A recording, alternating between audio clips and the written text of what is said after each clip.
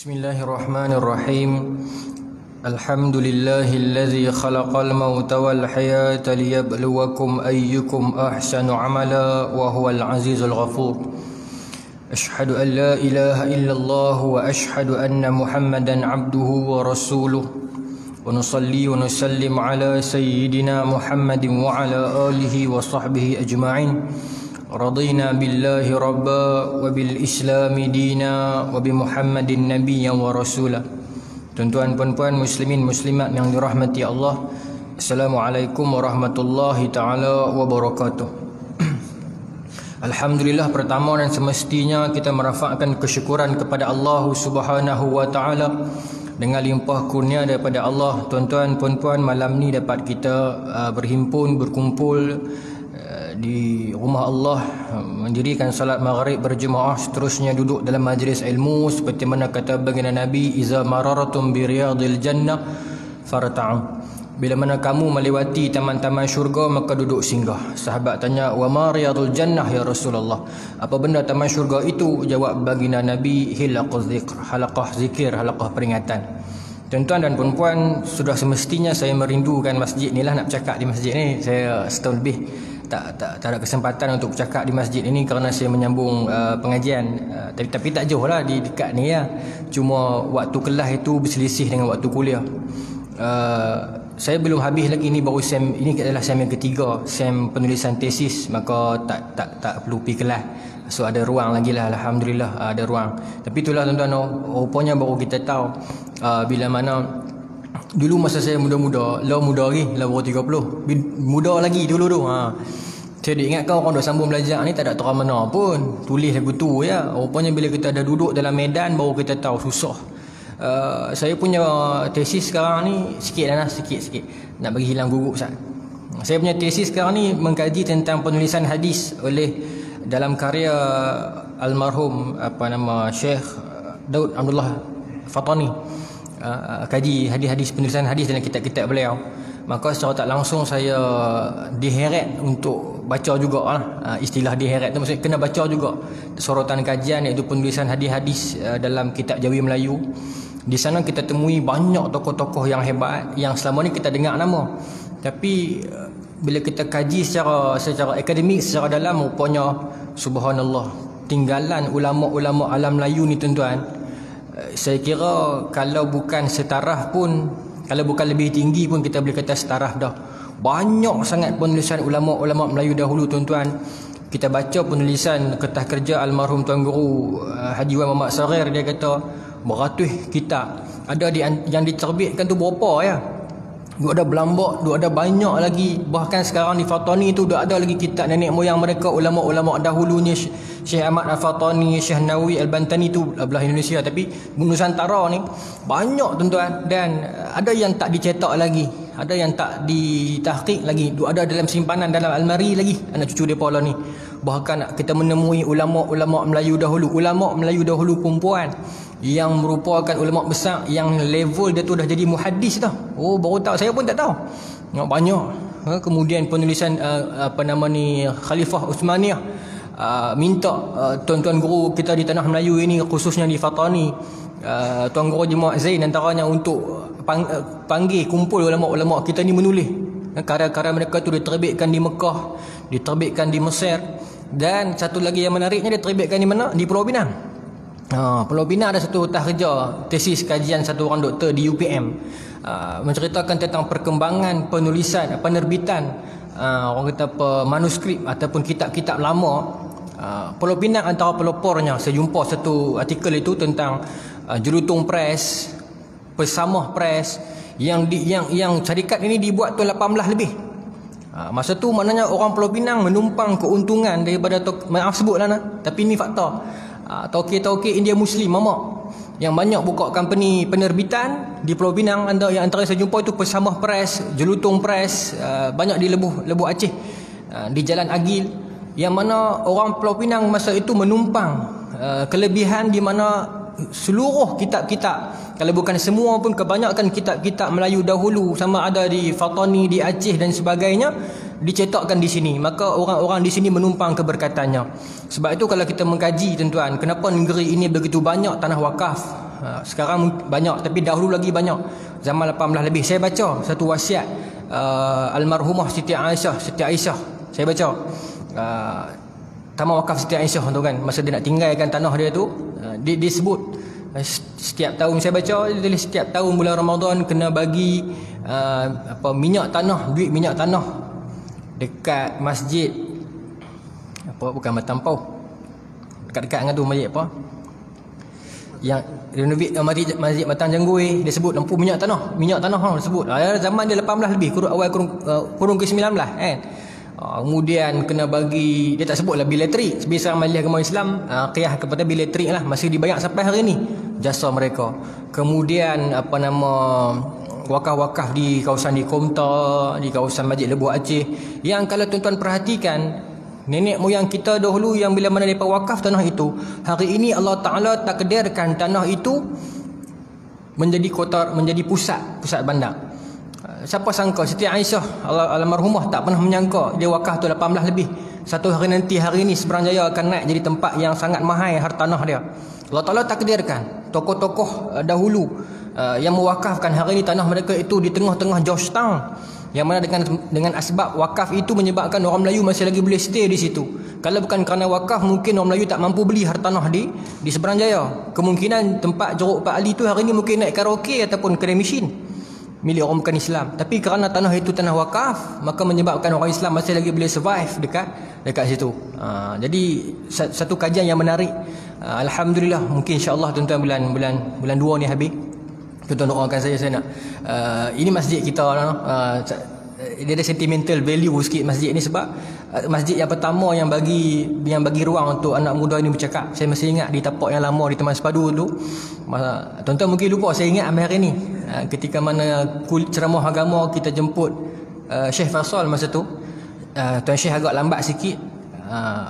Palang Ustaz Kerana kata hampir naik sat cakap, sementara Tuan Syekh nak mai. Saya naik cakap 10 minit kot, teringat saya. Itu ruang pertama yang Ustaz Mursi Masjid kita bagi kat saya. Jadi alhamdulillah buka ruang. Masa saya baru 19 tahun. Alhamdulillah sekarang 30 dah tuan-tuan, 11 tahun dah. Jadi tak mungkin saya tak mau main dah masjid ni, memang saya nak main sangat-sangat lah. InsyaAllah tuan-tuan. Jadi malam ni saya nak pergi terus kita nak menceritakan tentang kecintaan baginda Nabi SAW. Ada di antara cerita yang akan saya ceritakan pada malam ini, tuan-tuan dah tahu dah. Tetapi seperti mana kata Al-Imam Al-Ghazali, kata-kata yang berulang itu kadang-kadang tak menambah faham, tetapi menambah mahu. Menambah mahu. Kadang-kadang kita tahu dah, ulang buat apa, faham dah. Kadang-kadang bukan menambah faham, menambah mahu. Tambah kita mau nak buat, nak cinta dan sebagainya. Tuan-tuan, Nabi Muhammad sallallahu alaihi wasallam satu orang figure yang dicintai satu dunia, kita boleh katakan.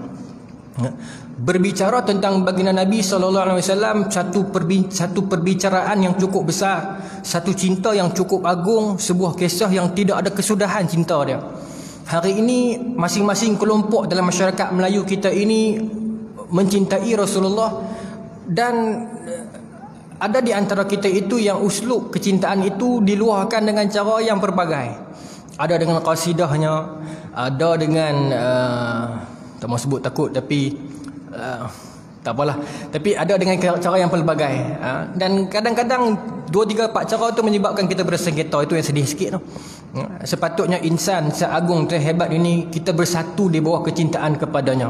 Bak kata Abu Sufyan, ma raaitu ahadan minan nas yuhibbu ahadan ka hubba ashabi Muhammadan.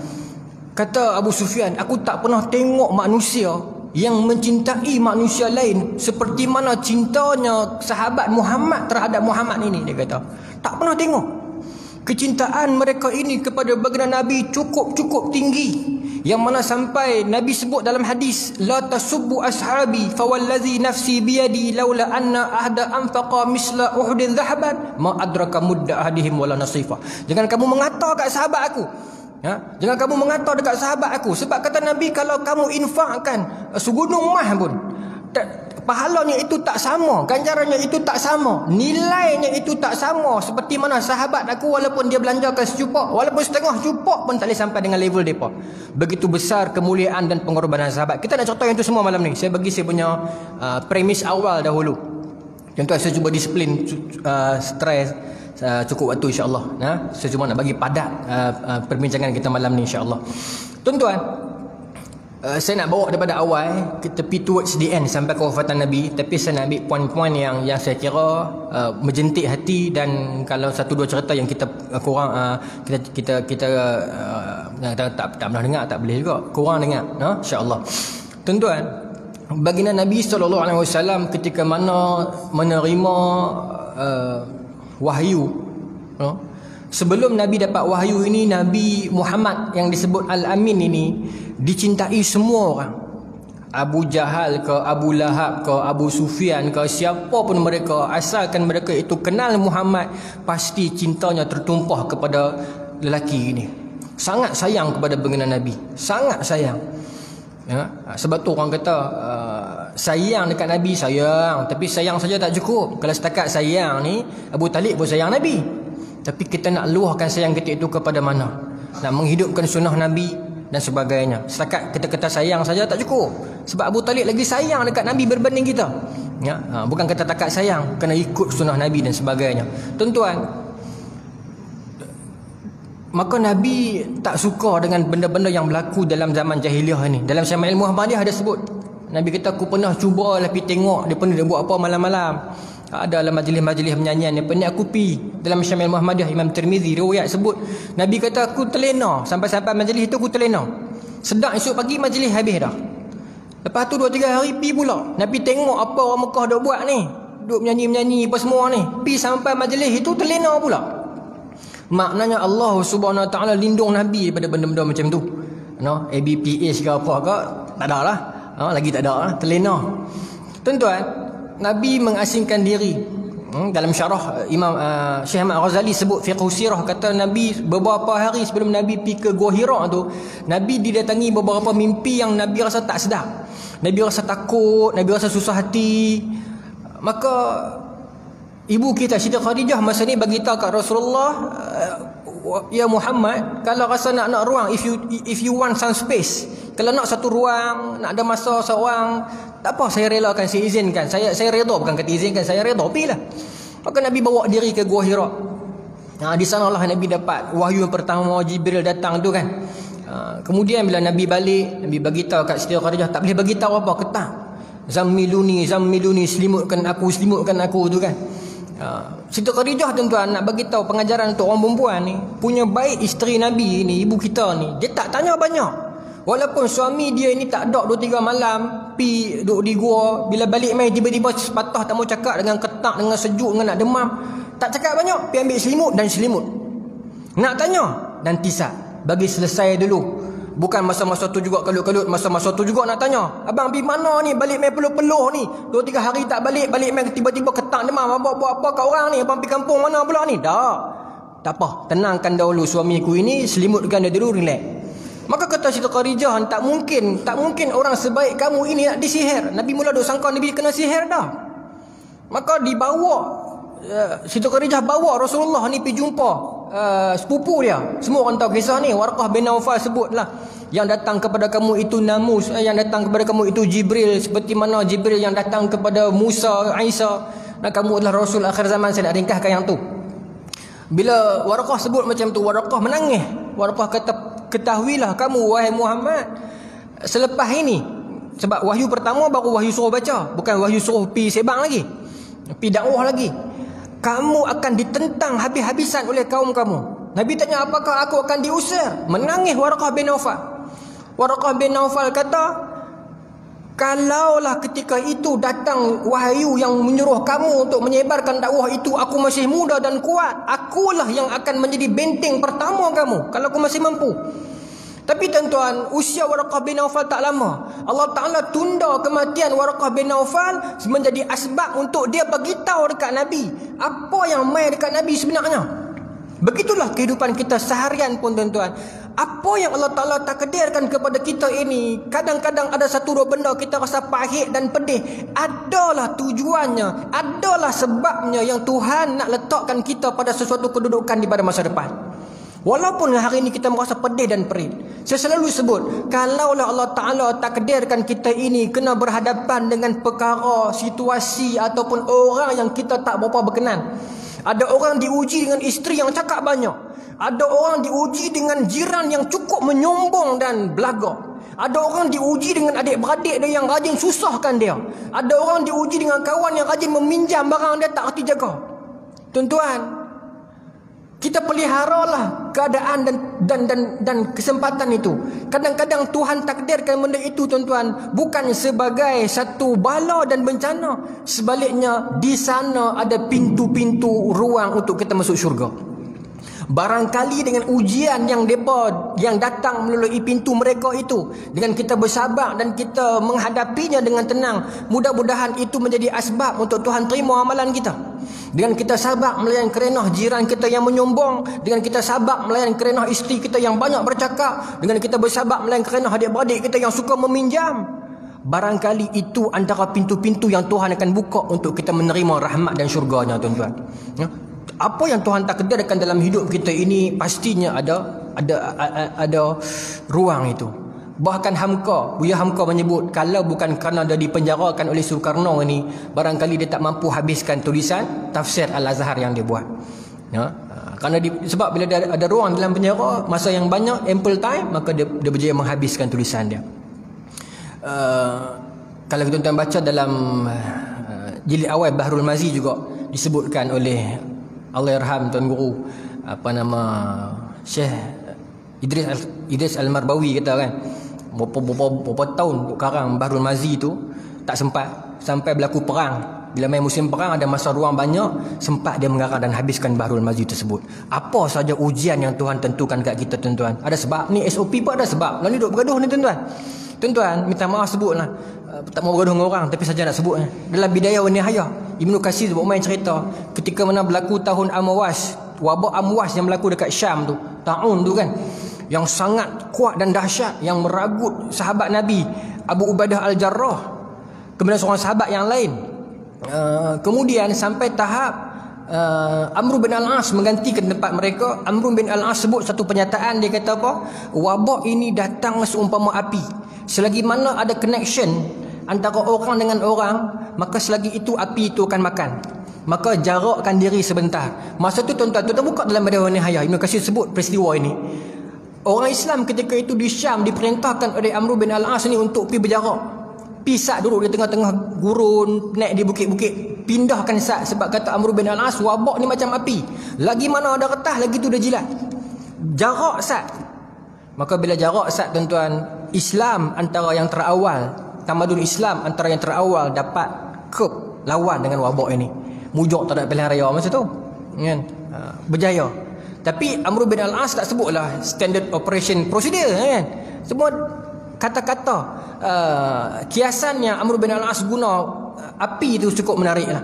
Maknanya itu antara yang maksudnya yang ulama susun ni ada point dia ada, no? Itu saja, tak apa. Baik, tuan-tuan, maka the moment Nabi dapat perintah untuk sebarkan itu, saat itulah hidup Nabi berubah. Muhammad yang dicintai ini mula dimusuhi. Muhammad yang disayangi ini mula dijauhi. Muhammad yang dulunya orang mengangkat dia, hari ini orang mula memijak dia. Muhammad yang dulu dihormati, kini ditertawakan.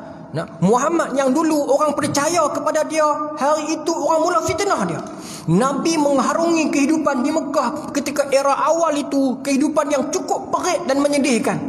Berapa ramai orang yang mempersandar Rasulullah, berapa ramai orang yang menyakiti Nabi, meletakkan najis ketika mana Nabi menunaikan solat. Banyak kisah ni tuan-tuan dah baca dah. Tetapi Nabi melalui semua itu, tuan-tuan, sampai tahap tak boleh pi dah ni orang Mekah ni. Sampai adalah yang terima ketika tu Bilal, Zaid dan sebagainya. Ramai, beberapa orang sahabat terima, tapi ramai lagi tak terima, tuan-tuan. Sedangkan Nabi ni punya baik. Saya cerita di sini, tuan-tuan, bulan puasa dulu, ingat tak? Zaid bin Harithah ni satu orang hamba, saya cerita Khadijah hadiah dekat Nabi, jadi anak angkat dia, kan Nabi buat anak angkat. Harithah ayah kepada Zaid ini Cuk duk cari Zaid ni berapa lama dah tak jumpa. Tiba-tiba orang bagi tahu Zaid ini adalah duduk di Mekah dengan satu orang lelaki nama Muhammad. Dia pergi cari punya jauh sampai ke Mekah, jumpa dengan anak dia Zaid yang masa tu baru 5 tahun 6 tahun ni. Tuan-tuan, anak kita umur 5-6 tahun terpisah dengan mak ayah, tak rindu ke? Rindu ketak-ketak kan tuan-tuan. Ayah mak pun rindu, anak pun rindu. Harisah ni mai dengan anak dia seorang lagi jumpa Rasulullah, masa tu belum Nabi lagi. Kata, wahai tuan, ini anak saya, anak kandung saya. Ya, saya faham dia telah dijual dan sebagainya, saya sanggup beli balik, saya nak balik anak saya, rindu dekat anak saya ni. Nabi kata tak ada masalah, panggil Zaid keluar. Zaid keluar, tengok ayah dia, tengok abang dia, gembira tengok ni Zaid peluk ayah dan abang dah yang terpisah berapa lama ni, abang kandung dan ayah kandung. Maka kata Harisah, jom ikut ayah balik, ayah nak bayar balik duit dekat lelaki ni, jomlah ayah tebus balik. Apa jawapan Zaid? Tak mau. Zaid bin Harisah tak mau. Dia rela tinggal dengan lelaki yang strange, yang bukan keturunan dia, bukan ada darah dengan dia, meninggalkan bapa kandung dan abang kandung dia, nak duduk dengan lelaki ni. Terkejut ayah dia. Ayah dia kata, ni ayah kandung ni, yang tu ayah angkat dia, bekas majikan dia, masih pun tolak ayah. Kata Zaid, kalau ayah duduk tempat saya, ayah pun akan buat tindakan yang sama. Lelaki ini tak pernah sakitkan hati saya, tak pernah marah saya, layan saya macam saya ni raja manusia. Itu Rasulullah SAW. Dia layan, baginda layan, bukan kata orang tertua, bukan kata jawatan kuasa, bukan kata menteri. Tahap budak-budak pun Nabi layan sungguh-sungguh tuan-tuan. Macam mana orang tak sayang kat Nabi? Jangan kata orang pelepah kurma mati pun sayang dekat Nabi. Ini satu orang insan yang kita katakan cinta dia ni telah cerita tak sudah. Itu pun Nabi dibenci oleh orang Mekah kebanyakannya. Sampai tahap Nabi tak boleh pi dah. Nabi fikir kalau orang Mekah macam ni punya ketegak, aku nak try. Bagaimana nak try pi cari orang Taif pula.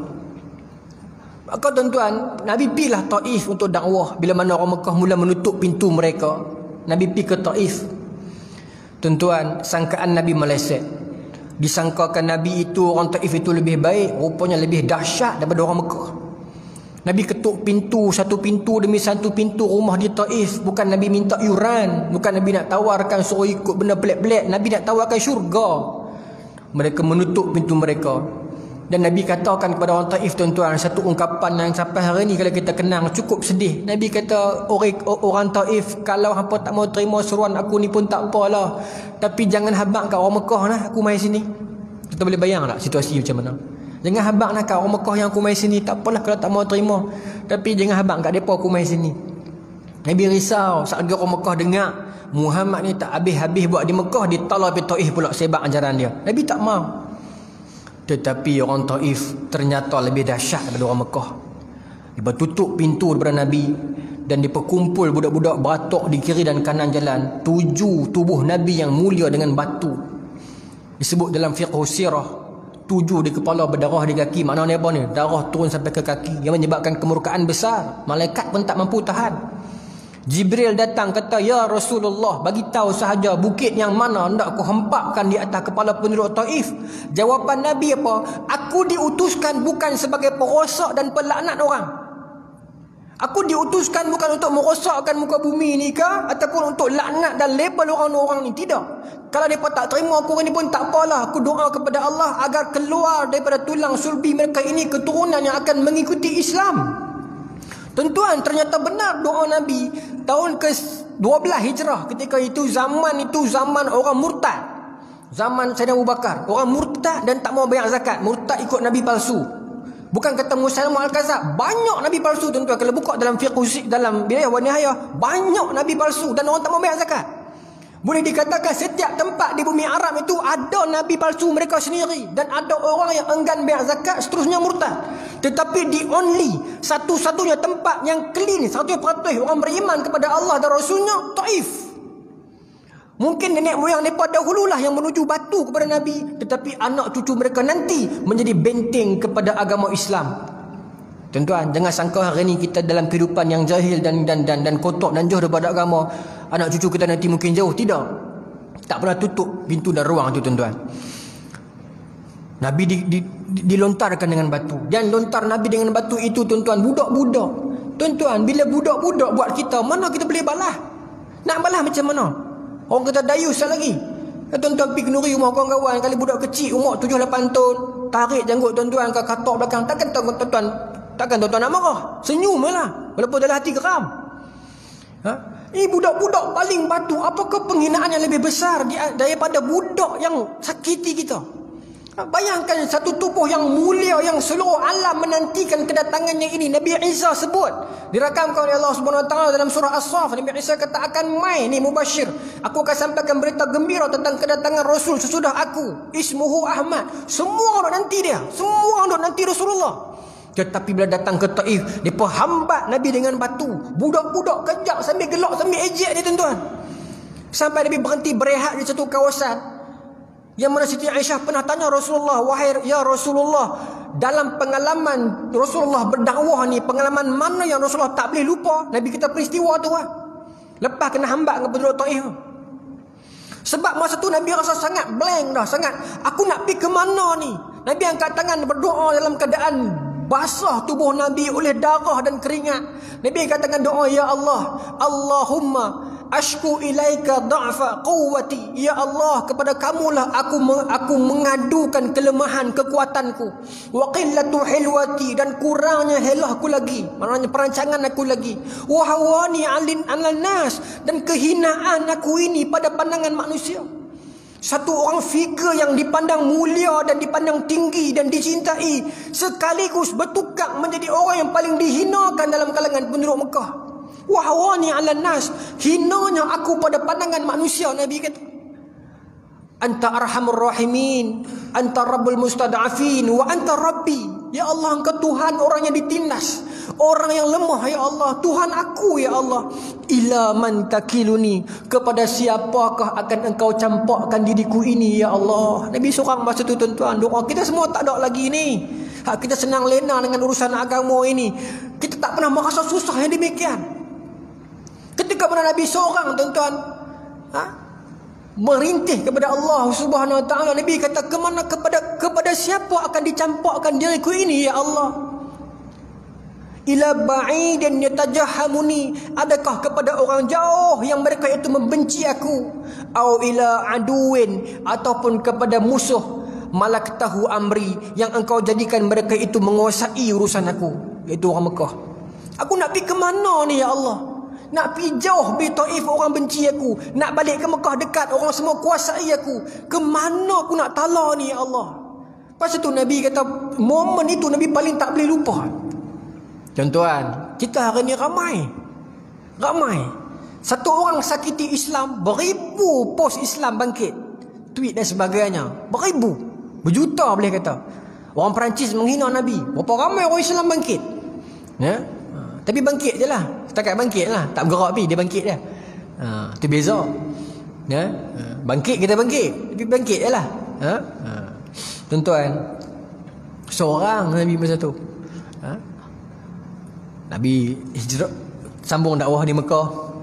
Kemudian datang perintah hijrah. Saya tak mau cerita hijrah tu detail lah, nanti kita mungkin cerita mal hijrah nanti. Datang perintah hijrah, kemudian Nabi hijrah. Kisah yang sangat getir. Nabi sampai di Madinah, orang Madinah sambut Nabi.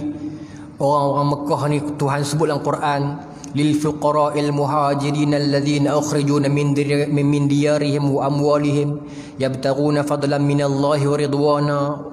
Ya, orang-orang di Mekah ni yang berhijrah, tinggalkan rumah mereka, ya, rumah mereka dan harta benda mereka. Ada dalam kalangan sahabat Nabi di Mekah itu jutawan, tinggalkan segala-galanya tuan-tuan.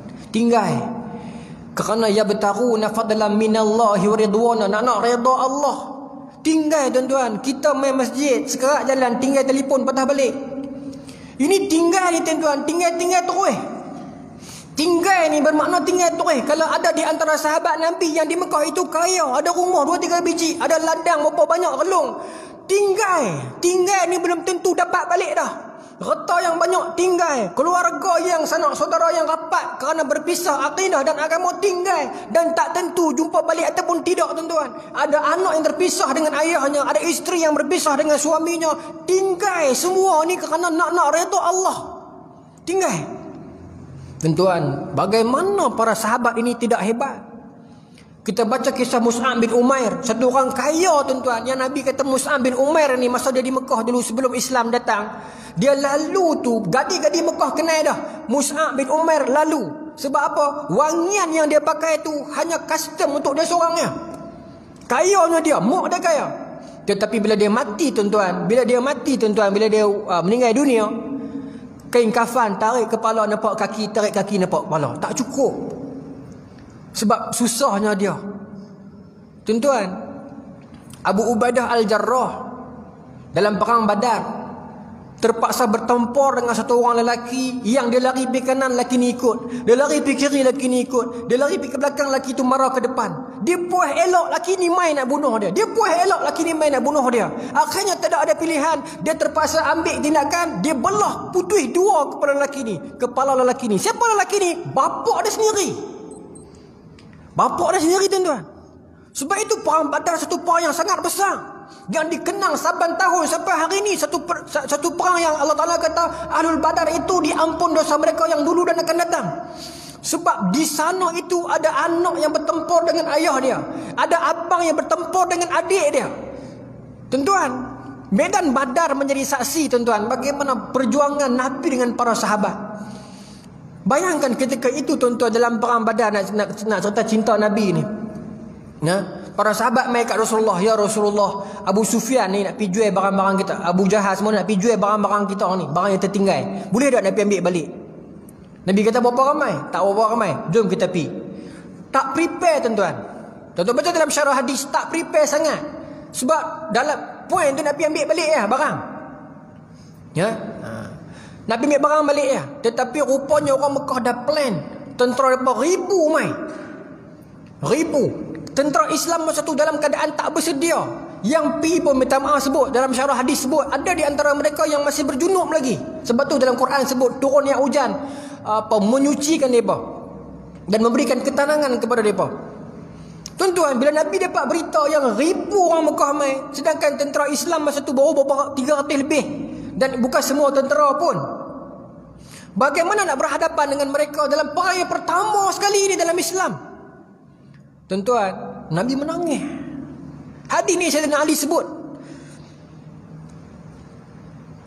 Kata Sayyidina Ali, alhamdulillah, laqad ra'aituna fi yaumi badrin. Laqad ra'aituna wa ma fina illa naimun. Kata Sayyidina Ali, pengalaman kami dalam perang Badar itu, esok tu nak berlagu perang lah di dekat medan tempur Badar. Malam ni selepas turunnya hujan yang sebut dalam Quran itu, kami semua tenang. Allah Ta'ala hadiahkan kepada tentera Islam itu rasa mengantuk. Tenang. Esok nak perang dengan 1000 orang yang lengkap bersenjata. Kita orang baru ni yang tak ada senjata dan kelengkapan dan kesediaan. Tetapi Allah Ta'ala campurkan rasa mengantuk dan tenang. Boleh lena malam tu. Kata Sayyidina Ali, kami melihat pada malam Badar itu, esok nak berlaku perang, malam ni kita semua relax, tenang, boleh lena tuan-tuan. Wa ma fina illa naimun. Tak ada seorang pun dalam kalangan kami melainkan semuanya lena, kata Sayyidina Ali. Illa Rasulullah, melainkan Rasulullah seorang. Nabi seorang tak lena. Kata Sayyidina Ali, aku terjaga malam tu, aku tengok semua bakat lena. Esok nak perang Badar ni, semua bakat lena, tenang. Allah Ta'ala bagi, bukan tak susah hati, Allah Ta'ala campak ketenangan, sakinah, lena. Tetapi Nabi, kesusahan, keresahan, kerisauan Nabi tak cukup tuan-tuan. Tak cukup dengan rasa ketenangan itu. Nabi tak boleh lena.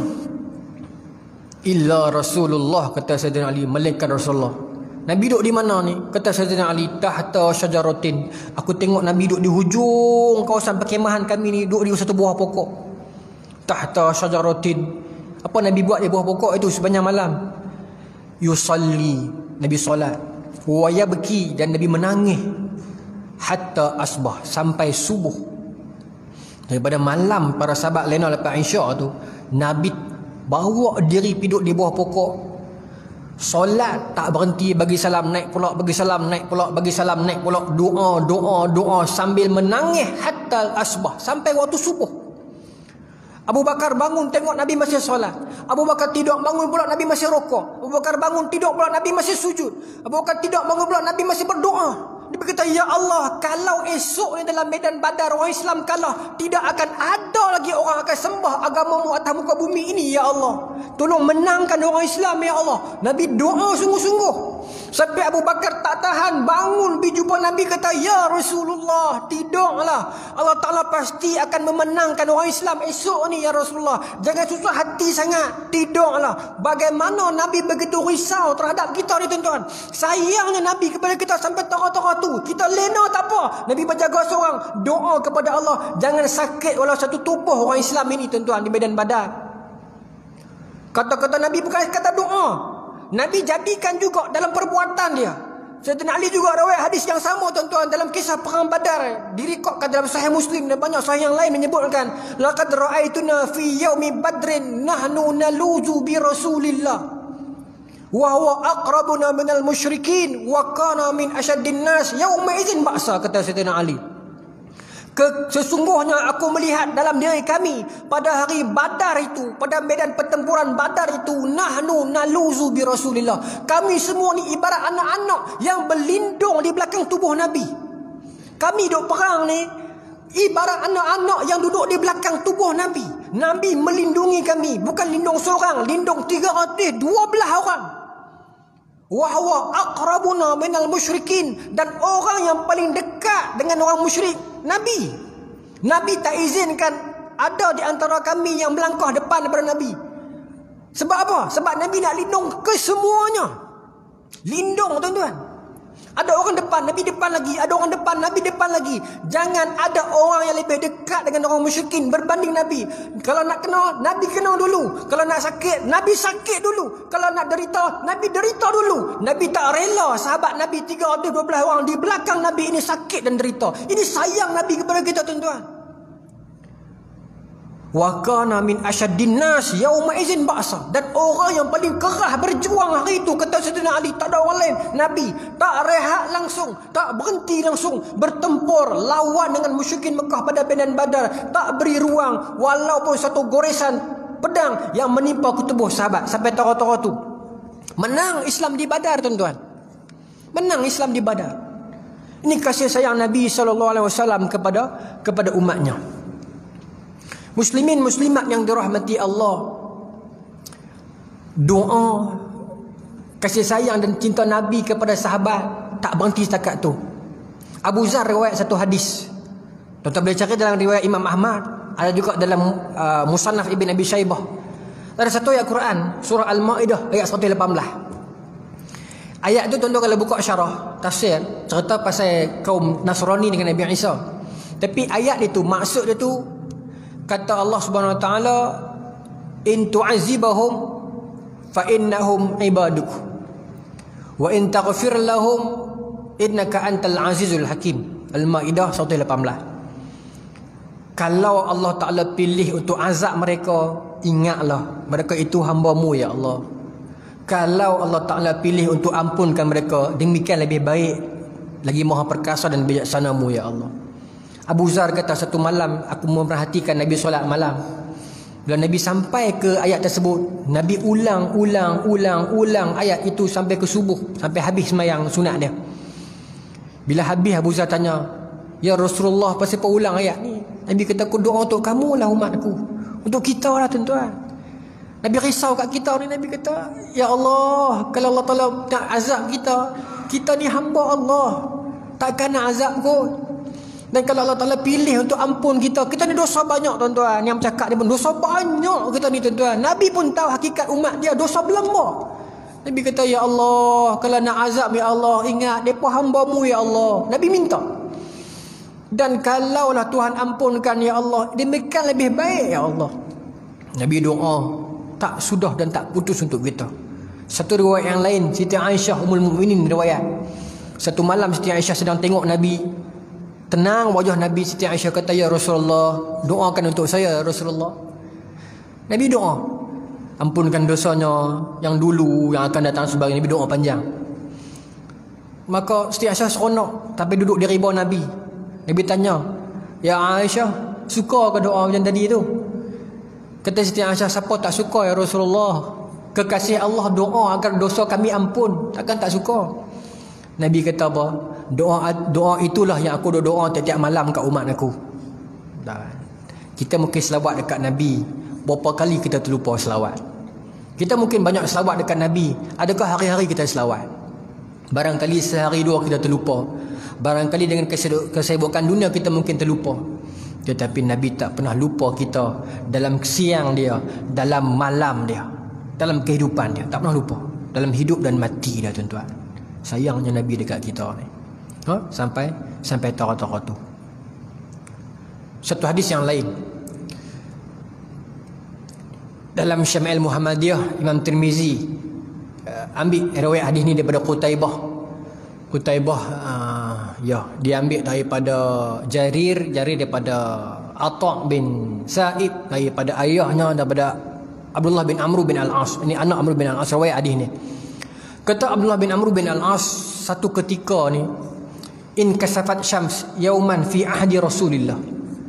Kata Abdullah bin Amr bin Al-As, satu ketika ni berlaku gerhana dekat Madinah zaman Nabi. Berlaku gerhana.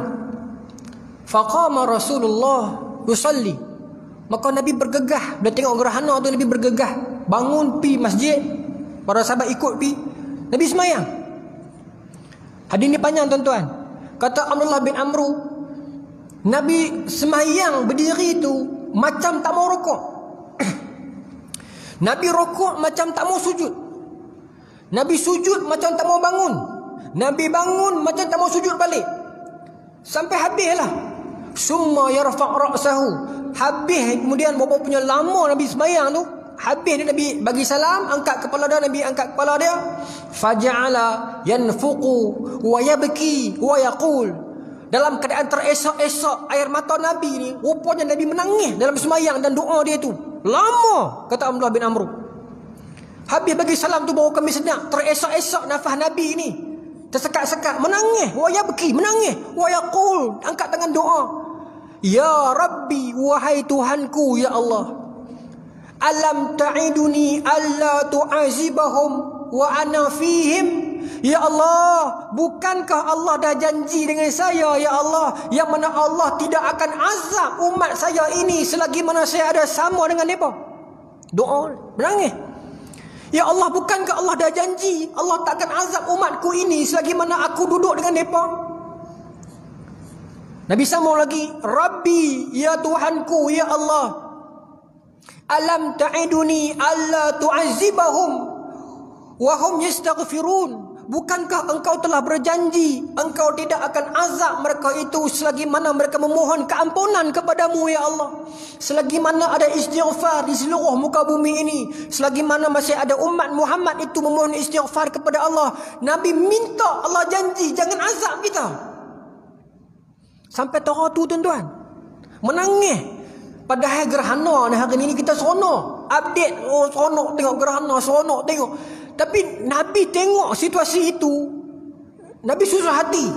Nabi takut bala nak mai. Sebab tu Nabi kata, "Lau ta'lamu nama a'lam la dahiktum qalilan wa la bakaitum katsira." Kalau kamu tahu apa aku tahu, kamu akan sedikit ketawa dan banyak menangis. Nabi susah hati, Nabi takut ada bala nak mai. Nabi kata, "Ya Allah, dah janji dah kan, tak mau azab umat saya kan? Minta dekat Allah." Tuan-tuan, sampai Allah Ta'ala hantar malaikat Jibril bagi tahu dekat Nabi, jangan susah hatilah. Kebajikan kita ini, umat Rasulullah ini, Allah Ta'ala jaga. Kita antara yang awal dihisap, kita antara yang paling banyak menerima syafaat nanti. Inni faratukum ala al-haud, kata Nabi. Aku yang mendahului kamu dekat telaga haud. Bukan Nabi pergi minum dulu dah. Nabi pergi jaga nak suap kita minum tu. Punya caring. Tuan-tuan ingat tak zaman kita sekolah dulu, olahraga, pinjam lagi 5 minit lah. Olahraga dulu, kita ada cikgu yang jaga kita. Cikgu ni lah jaga ayak kita, cikgu ni lah jaga pisang kita, cikgu ni lah jaga kebajikan kita. Kita main bola, ada pengurus, dia ni lah yang jaga kita susah payah. Lagu tu lah Nabi jaga kita, nak suap minum, nak suap minum, nak suap minum. Jangan bagi kita dahaga di padang mahsyar kelak. Sampai tahap tu, tuan-tuan. Syafaat Nabi bukan kata atas dunia, di mahsyar. Tapi akhirat, tuan-tuan, sampai dalam neraka pun tu Nabi doa awak keluar kita mai. Tuan-tuan, ini Rasulullah sallallahu alaihi wasallam sayangnya baginda Nabi sallallahu alaihi wasallam kepada kita ni, tuan-tuan. Satu hadis yang lain, Abdullah bin Mas'ud riwayat, Dalam Sahih Muslim ada ni. Kata Abdullah bin Mas'ud, satu ketika faqala lin Nabi sallallahu alaihi wasallam yauman, satu ketika Nabi kata kat saya duk baca Quran. Abdullah bin Mas'ud kata satu ketika tu saya duk ngaji Quran. Nabi duk ada. Masa ni Nabi dah di penghujung dah ni, tak apa nak larat dah. Nak ada setengah syarah sebut macam tu. Tapi matan dia kata satu ketika saya duk baca Quran, duk dekat dengan Nabi, manja sahabat dengan Nabi ni. Duk baca Quran, Nabi dengar. Maka Nabi kata suruh kuat sikit. Faqala lin Nabi, Nabi kata kat saya, iqra alayya al-Quran. Wahai Abdullah bin Mas'ud, mai baca kat saya Quran, saya nak dengar. Baca kat aku Quran, aku nak dengar. Segan tuan-tuan. Abdullah bin Mas'ud kata bila Nabi yang suruh baca, Nabi nak dengar, takkan tak segan. Kita dah mengaji seorang-seorang di rumah tuan-tuan, orang perempuan kita lalu kekatuk Quran segan. Saya takut salah, takut tegur kita, kau nak kerja pergi mengaji kan? Kita dah tengok YouTube ya, main katuk sat lah. Tu yang buka buku sejarah kan? Segan, malu betul tak tuan-tuan? Apatah lagi Abdullah bin Mas'ud yang mana Nabi sendiri yang Quran turun dekat dia. Nabi kata, Abdullah baca Quran kat saya, nak dengar. Apa kata Abdullah bin Mas'ud? Aqra ilaika wa alaika unzila ya Rasulullah. Ya Rasulullah, takkan saya nak baca kat Rasulullah sedangkan Quran itu turun kat Rasulullah. Malu lah saya. Takkan kot, segan. Kata Nabi, inni uhibbu an asma'ahu min ghairi. Tak apa Abdullah, saya, Nabi kata, aku cinta dengar bacaan Quran daripada orang selain daripada aku. Itu sunnah tu. Nabi suka dengar. Kita buat apa dengan sunnah tu? Maka kata Abdullah bin Mas'ud, faqra'tu alaihi suratan nisa. Dalam riwayat lain kata faqra'tu alaihi min awal suratan nisa.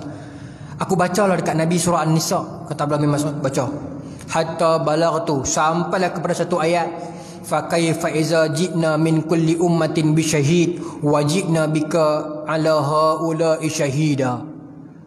Faqala Rasulullah amsik. Saya baca dekat Nabi, baca sampai kat satu ayat yang saya baca tadi tu.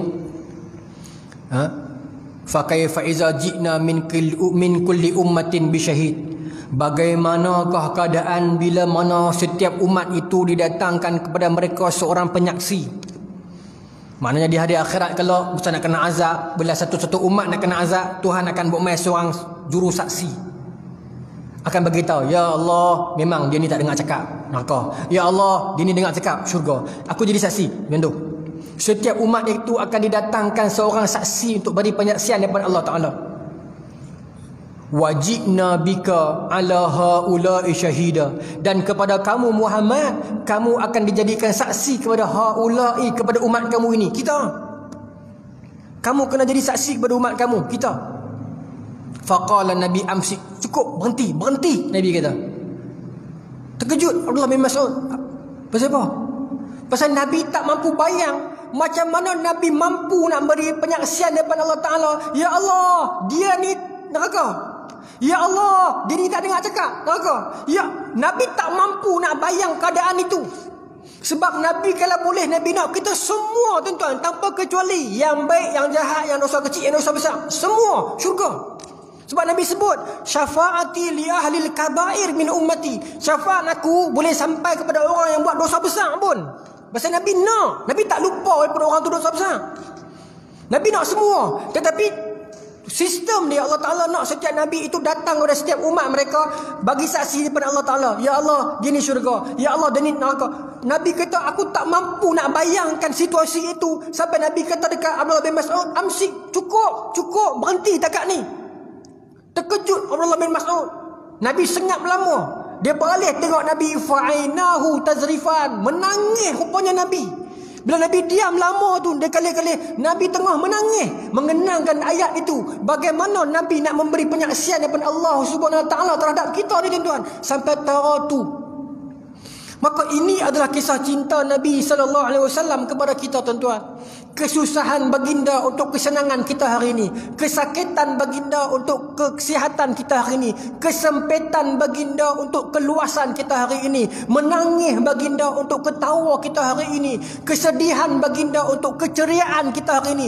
Itulah baginda Nabi Muhammad SAW yang dikasihi seluruh alam, yang satu alam berhutang dengan Nabi, tuan-tuan.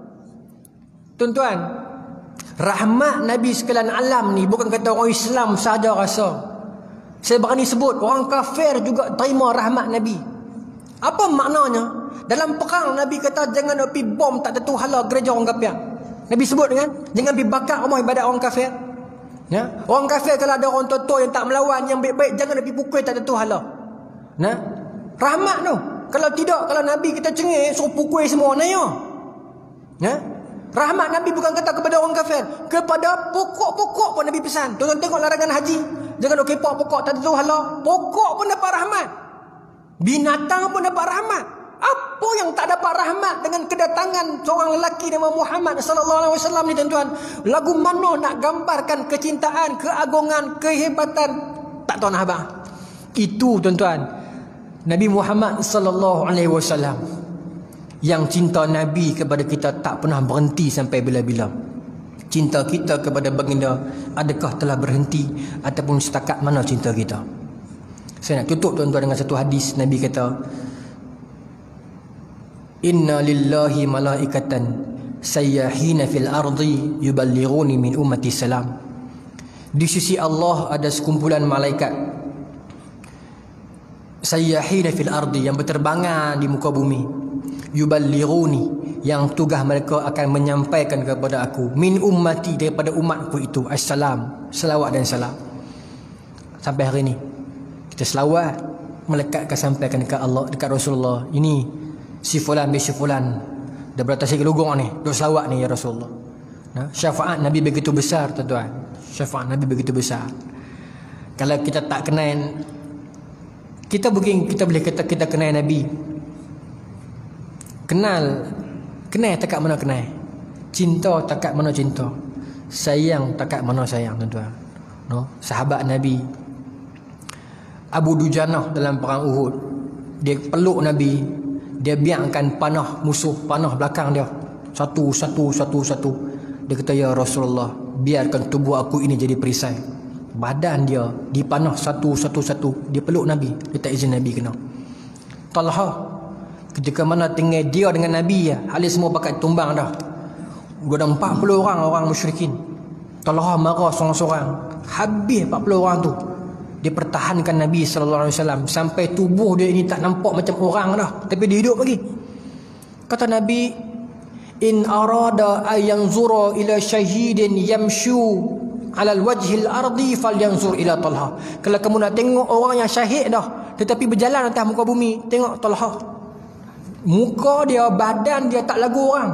Sebab apa, tuan-tuan? Lawan dengan 40 orang bersenjata kerana nak jaga Nabi seorang.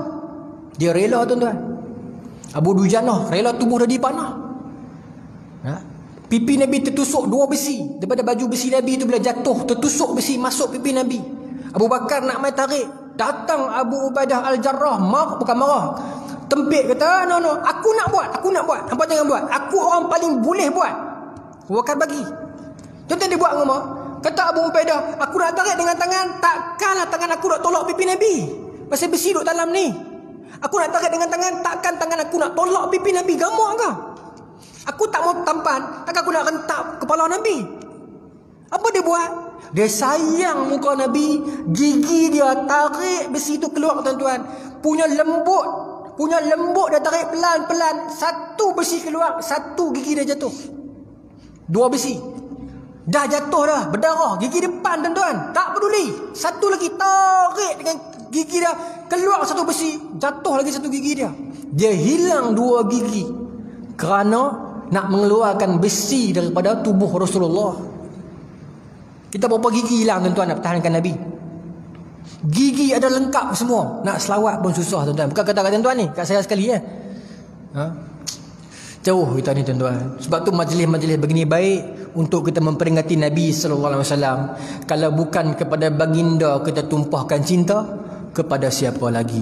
Wallahu ta'ala alam. Saya kira saya ikut SOP kan setakat ni. Terima kasih banyak-banyak di atas ruang dan kesempatan yang tuan-tuan berikan, insya-Allah. Mudah-mudahan kita berterusanlah kita selawat kepada baginda Nabi sallallahu alaihi wasallam. Bismillahirrahmanirrahim. Allahumma rzuqna fahman nabiyyin wa hifdhal mursalin wa ilmal malaikatil muqarrabin wa hdina fi hidayatil arifin bi rahmatika ya arhamar rahimin. Allahumma ja'al jam'ana hadha jam'an marhuma wa tafraqana min ba'di tafarraqan ma'suma wa la taj'al lana fila wala ma'ana wa la tatab'una shaqiyyan al-matuda wala mahruma. Rabbana atina fid dunya hasanah wa fil akhirati hasanah wa qina adzabannar. Sallallahu ala sayyidina Muhammad wa ala alihi washabbihi ajma'in. Walhamdulillahirabbil alamin. Assalamualaikum warahmatullahi taala wabarakatuh.